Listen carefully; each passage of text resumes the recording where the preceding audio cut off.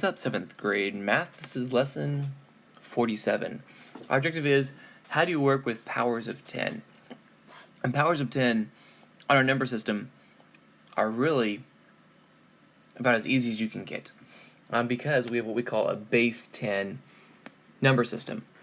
And that pretty much means that there's 10 digits in each place value before it moves on to the next place value. And there's a whole new world of mathematics you can talk about with talking about different bases, but we're not going to get into that today. Today we're talking about just working with base 10 numbers and powers of 10.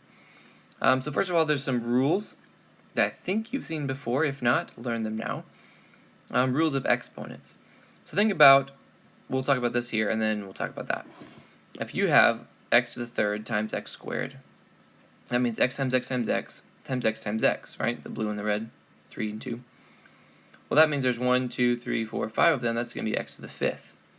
Well, notice kind of that would just be 3 plus 2. 3 plus 2 is 5. And that is actually a rule that holds true for all of them. If the bases match, you can just add their exponents. Just add their exponents. If you're dividing, look at this, x to the third over x squared, x times x over xx. That would be, a couple of these would reduce. That one reduced with that one. You just end up with 1x left, or x to the first power, which is just x. And so notice that's 3 minus 2. 3 minus 2, the top one minus the bottom one. And that holds true as well, the top one minus the bottom one, x minus y, as long as those bases are the same.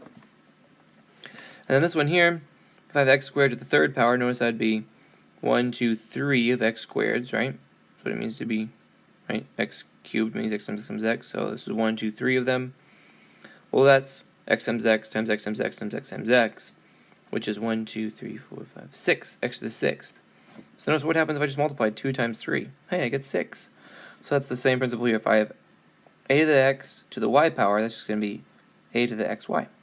So what we can do here is simplify some of these. So it says 4 to the fifth times 4 to the ninth is equal to 4 to the what? Well, let's use this property right up here. Remember, the bases match, the 4's are the same. So I can just add their exponents. So this is going to be 4 to the 5 plus 9. And that means it's going to be 4 to the 13th. Okay. Part B says 4 to the 10th divided by 4 to the third. That's just like the second one here. Alright, something divided by the other. So that means I'm going to take the top one and subtract the bottom one. So it's going to be 10 minus 3. So that means this is going to come out to be 4 to the 10 minus 3, which is equal to 4 to the 7th. And then the next one here is 4 to the third to 4 times 4 to the fifth. Well, that matches this third problem here.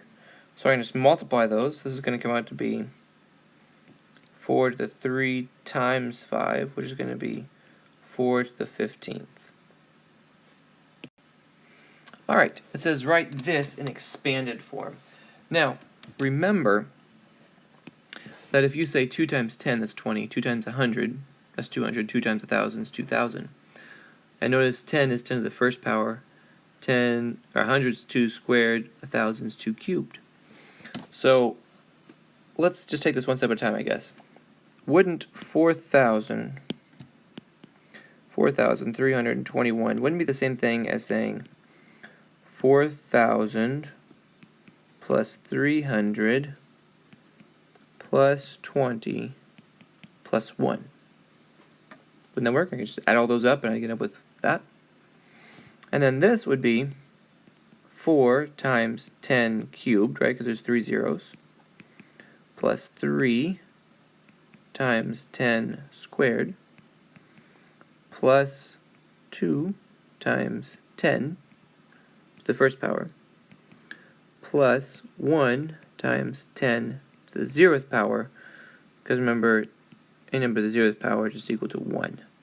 This isn't really saying 1 times 1. So this is what they mean when they say write that in expanded form. If you're confused, back up, slow it down, watch it again. It's like example 3. It says multiply these numbers. Well, really, this number is just the same thing as saying 1,000. And what happens when we multiply by 10? It just moves it to a small place over 1. 100 moves it over 2. 1,000 moves it over 3 places. So it's going to be 91456.2. Put a comma in to make it look nice. So since there's 3, I moved it over 1, 2, 3 places whenever it's multiplying by it. Alright, now this says write $1.3 million in standard form. And this up here is kind of what we call standard form. It's just as a number. So 1.3 million. Well, let's say 1, 3. That's just in the tens position. That would be 100, 1,000, 10,000, 100,000, a million. So that would be 1.3 million.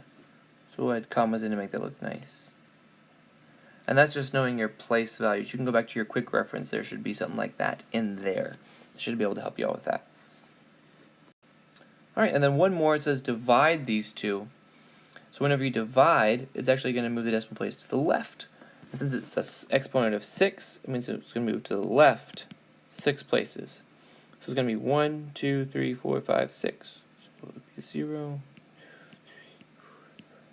So it's going to be 0.1234592.